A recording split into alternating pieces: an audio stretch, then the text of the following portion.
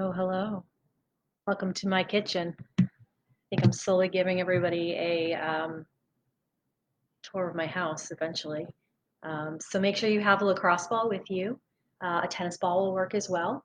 And we'll get started in a second or two. So today we're doing all myofascial work, particularly focusing on several key areas of the body where we tend to have really tight muscles. So I've got with me one lacrosse ball, and then I have a second that I had a client actually give me the idea of if you have a hard time placing the lacrosse ball on your back, put it in a long sock. Who would have thunk? All right, so I think it's just about, yep, just about 8 o'clock. So let's get ourselves going.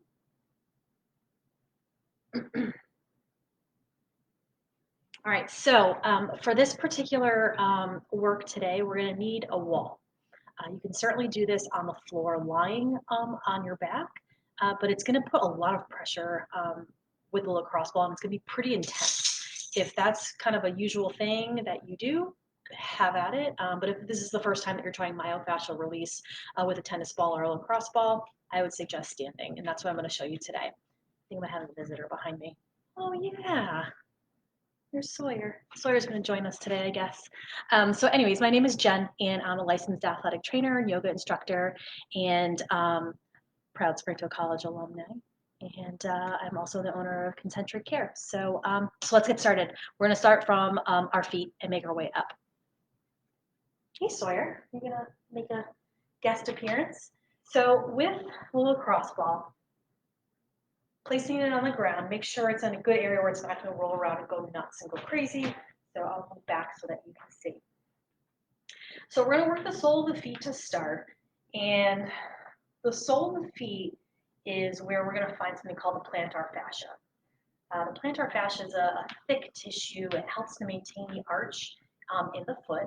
And in many cases, we can see people who develop kind of this tight stabbing sensation in the bottom of the foot, and it's really unpleasant.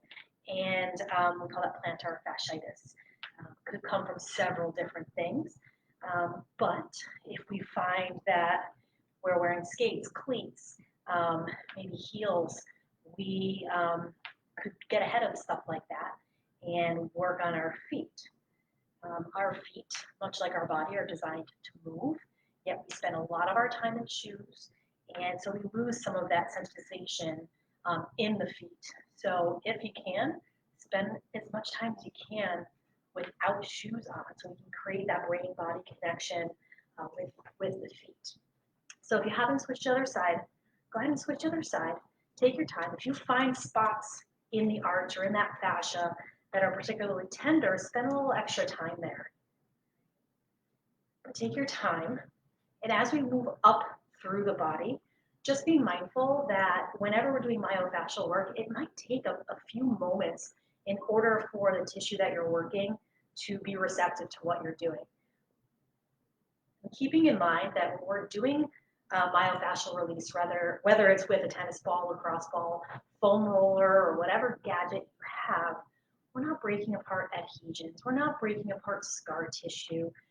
It's just not possible from the physiological standpoint. You would need a ridiculous amount of force to break apart tissue. But what we are doing is we're creating a stronger bond or connection between the brain and that body part, because it is all about neurology. At the end of the day, it's all about that communication between your brain, the nerves, and the body. All right, so we've worked the plantar fascia a bit, and now that we've created that stimulation on the skin and the tissue, we want to follow that up with some sort of stretch. So I'm going to start with my left foot behind. I'm going to press my heel, my back heel, down into the ground until I feel a good long stretch in the back of the ankle. And you're saying, Jen, why am I stretching my ankle? You're working my foot. Well, the fascia system runs throughout the body. Really, there's no beginning or end, it's just continuous. So when we work the bottom of the feet, we are really working the fascia throughout the body. So I like to stretch afterwards to take advantage of some of the work that we've already started. So I just bent my back knee, and that's going to give a different sensation, a deeper stretch. And then I'm going to go ahead and straighten the back leg again. So we're working the gastroc. And as we bend the knee, we're working a muscle that's deeper to that called the soleus. Those two muscles come together and they form your Achilles tendon. So there's your anatomy lesson for the day. Switch sides. Right, so other foot is going to be back, reaching the heel down towards the ground. We're going to hold there. And after we feel a good sensation of pulling or stretching, we'll give a slight bend to the knee, get that deeper soleus muscle. And then go ahead and straighten the knee again. Now, there are definitely many ways to use a lacrosse ball for myofascial work. You could use it on the calf, and it's pretty deep, pretty intense. But if you know that you have tightness in those muscles, that would be a great option, either that or a foot roller. All right, so we're going to move up, and we're going to move into the glutes and into the piriformis, which is right in the deep and the squishy stuff. So I'm going to use the wall. You could absolutely sit down on the ground and do this if you've done this particular technique before. But for today, try it standing. So I'm going to find the soft, squishy stuff, and I'm going to find myself up against the wall. And this will require a little bit of adjustment. So what might be a sensitive area that feels tense for me might be different from what you're experiencing. So all I'm doing is I'm moving my body on the lacrosse ball, which is fixed between my muscle and the wall. So I know there's a spot in here because I found it earlier today, and you'll find it, and it's tender. Right? Don't shy away from that tender area. Once you find it, let your body weight kind of sink into it, and it almost pins itself between the ball and your anatomy, your body. So you're going to find that area. You're going to hold there. Let's take a deep breath in through the nose and exhale. Good. Try that again. Inhale through the nose and exhale. I'm just going to adjust and move. See if I can find another spot. You do the same. See if you can find any other tender areas. Then I'm actually going to rotate. So I'm squaring my hips a little bit more on the diagonal towards you, just getting a different angle, a little more glute medius, and I found a really good spot right there, so I'm going to hang out there. Same thing for you if you're trying this right now. If you find a tender spot, stay there. Take 2 or 3 big breaths.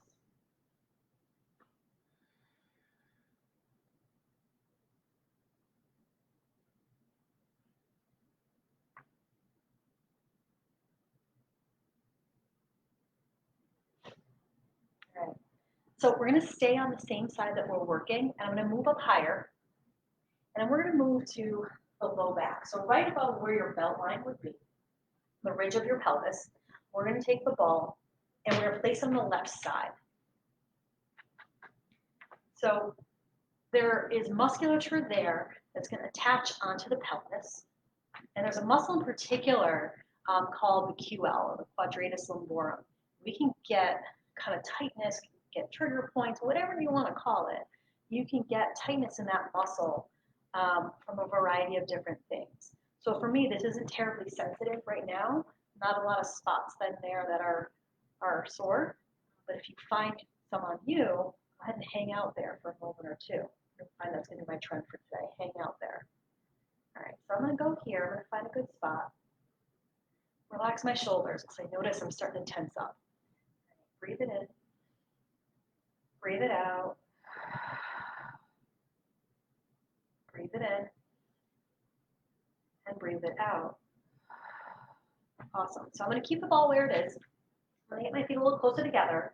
And I'm just going to begin to roll down, forward flexion, and then roll back up. Roll back down to forward flexion, and then come back up. Good. I've got one more of those. And then back up. Awesome. Before we switch to the other side, I want to take advantage of the work that I did on my left side. So I'm going to take my left foot, cross over the ankle. I'm going to use the wall as some support. Let me get into figure 4. So I've got my figure 4 stretch. I'm going to hang out. Breathe.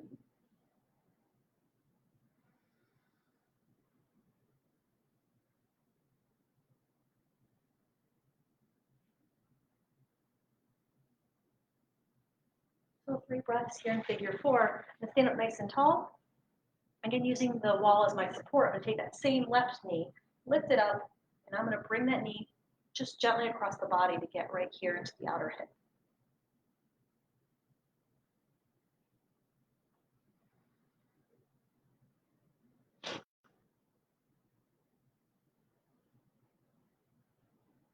All right, we've got the other side. So I'm going to move the ball to the glutes on my right side, whatever side you have not worked. And we're just going to move and groove until we find a really sore spot, which I've found it pretty quick. So the muscles here that we're working, they do a few things. They will externally rotate the hip, which means rolling the knee out towards the side. These muscles also will assist in hip extension, so reaching the leg back. So find a good spot and then hold still there and take a big inhale. Hello, Brittany. How are you?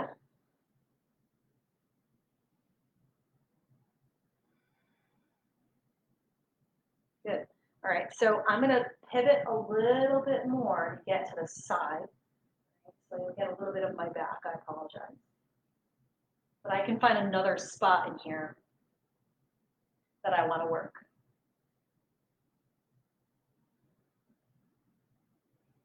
Good, so I'm going to pause there. If you found one, hang tight with me. So I'm going to stay here. I'm going to take 2 big inhales and exhales. So breathe in with me.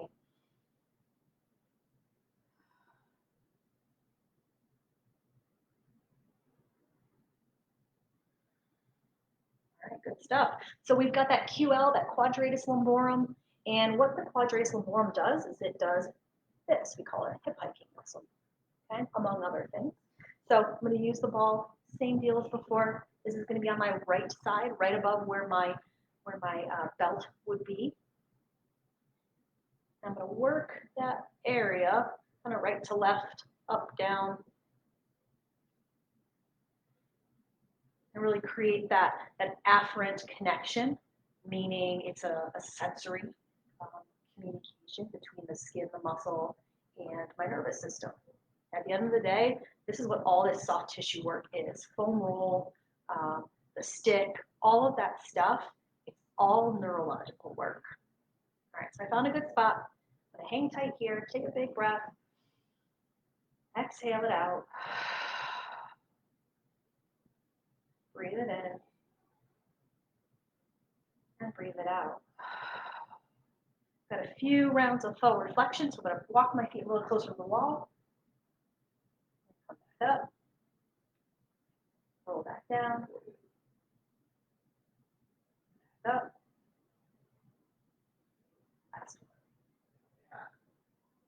and come back up. All right, let me adjust the screen here. Oh no, this is why setting a ball in a long sock is a good idea. I'm going to continue on without it. However, if it's something that might help you, have at it. So we're going to move to the lower part of the traps. If you can imagine your shoulder blades as, to keep it simple, a large kind of triangle. We're looking to place the ball at the point on the bottom of the triangle, just to the inside. So it should be soft. It should not be on anything bony. So for me, it's going to be here, relatively low still.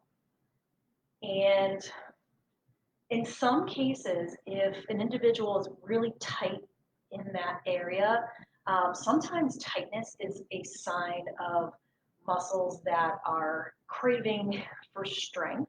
So they tighten up as a defense mechanism. So if you're finding that there's some tender areas in here, it could mean that your kind of middle lower trap area is not functioning or not firing properly, and it might need a little bit of strengthening. Sometimes even it can refer up into kind of the mid-back and up into the neck. So find a good spot there and take your time, be patient. Sometimes you have to work a little bit to find a good area. All right, so I found a good spot. You guessed it, hang tight and breathe.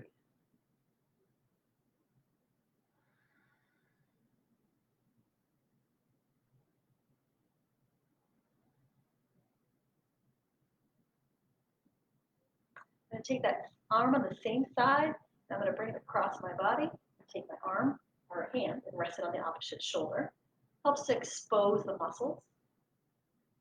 I'm going to work that area just a little bit more.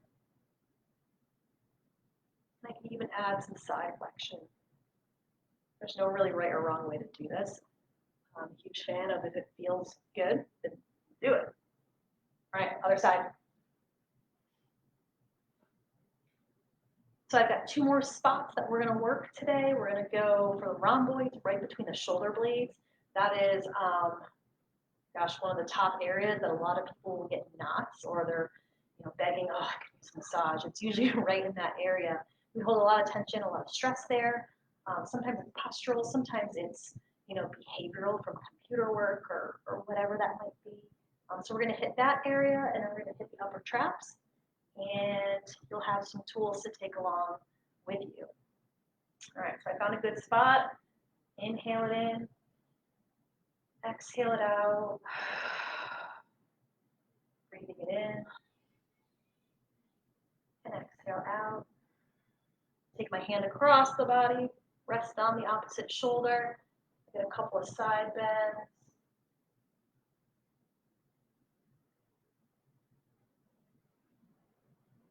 All right, fantastic.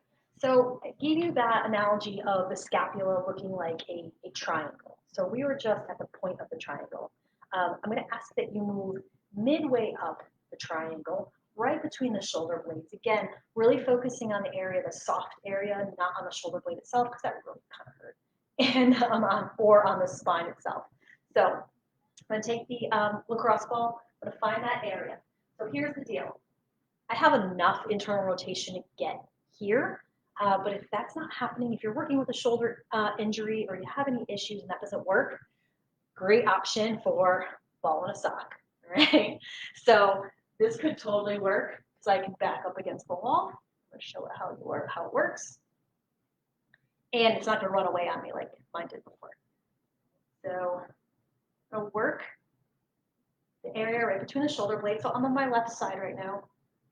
And to start, I don't really feel anything that's tender, but the more time that I spend, the more that I kind of get into the tissue, the muscle will not be as toned or tense, and I can get deeper into the muscle and actually find the stuff that's tight and needs some attention.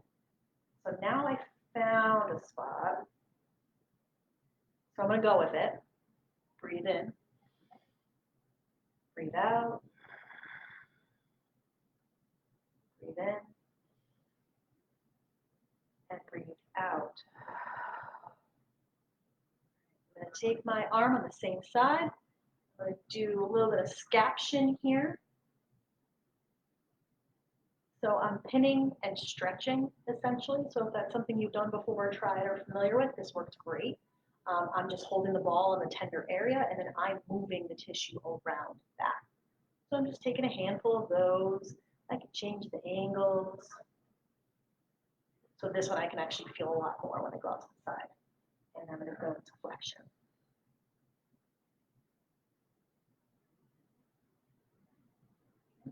Now I'm going to go a little bit of cervical work. As you remember, it's all connected, right? Awesome. All right. We're going to hit the other side. I'm still going to use my sock. This worked really well for me. So I'm going to drop the ball over my back and find myself up against the wall and work through the rhomboids, middle trap, that whole general area where we hold so much tension.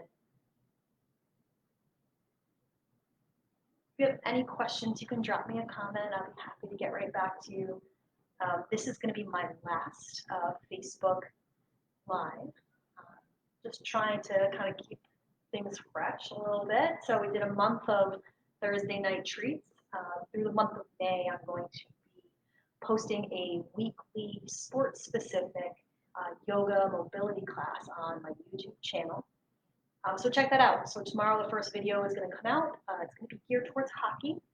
And hockey, because I've spent a lot of time working with hockey athletes as an athletic trainer, And we're going to focus a lot on the lower body. We tend to see a lot of hip, groin issues. So that's going to be the main focus. Next week,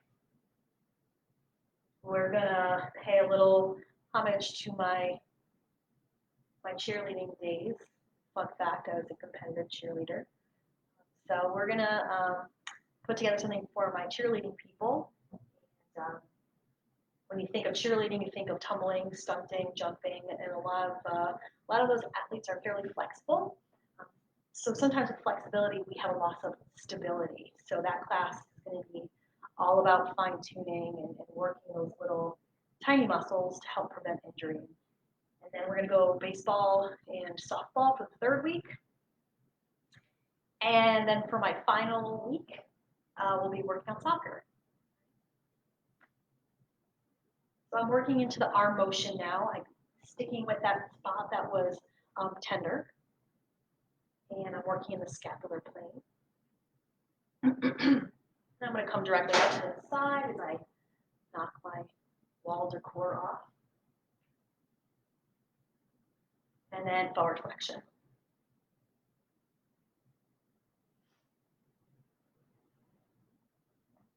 All right. Last but not least, I'm going to go back to just the straight up old lacrosse ball. I might sit on the ground. Change it up a little bit. All right, I'm going to sit on the ground, okay?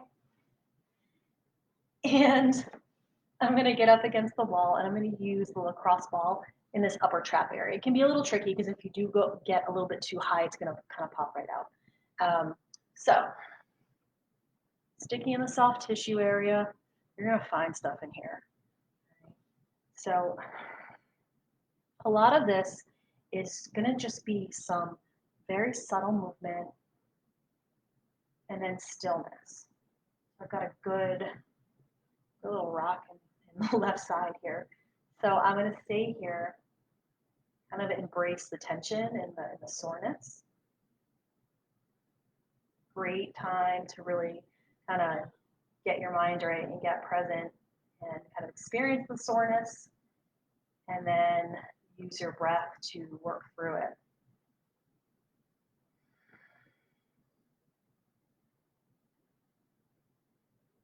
So I'm going to add a little bit of side flexion with the neck. And then a little rotation. And then some flexion and extension.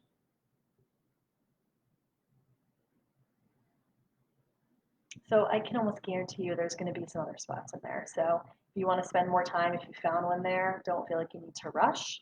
Now you know what I'm going to do on the other side. Oh, there's another one. It's a good one. Sometimes you can find ones and they might even shoot up into the ear. Don't be freaked out. It just happens to be that you found yourself on a little motor unit in the muscle. It's a little more sensitive. So again, you want to down-regulate that nervous system by breathing. And I know I've talked about breathing here a couple times.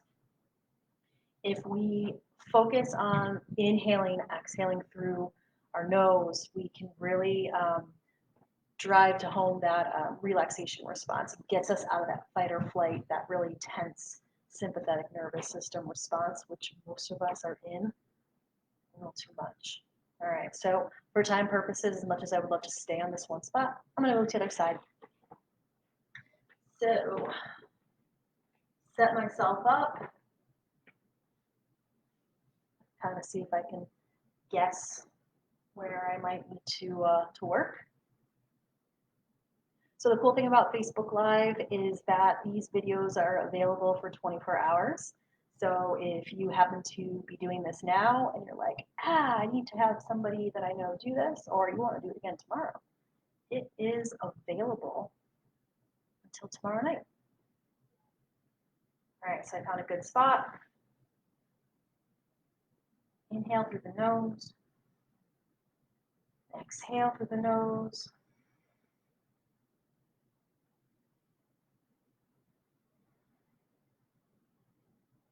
Get some motion at the neck.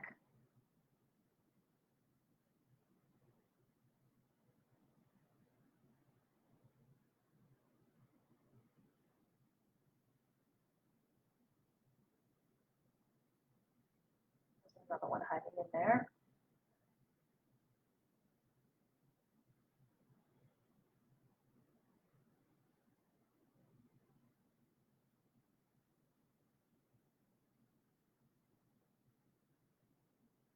All right. So I'm hoping that I gave you guys some tools that you can take with you. Um, these you can apply whenever you'd like. Now that we've kind of woken up the nervous system a little bit with this myofascial work, I'd recommend a little bit of light stretching, maybe a little meditation, maybe some breathing, do something with it. But these are really great tools to have on hand. And if you do have questions or you want to learn more about myofascial release or other soft tissue techniques or ways to move better, definitely reach out. I love to chat. Again, my name is Jen, and have an awesome weekend. And I look forward to May and all of the new classes that I'm going to be launching on YouTube. So thanks, guys. I appreciate you being here.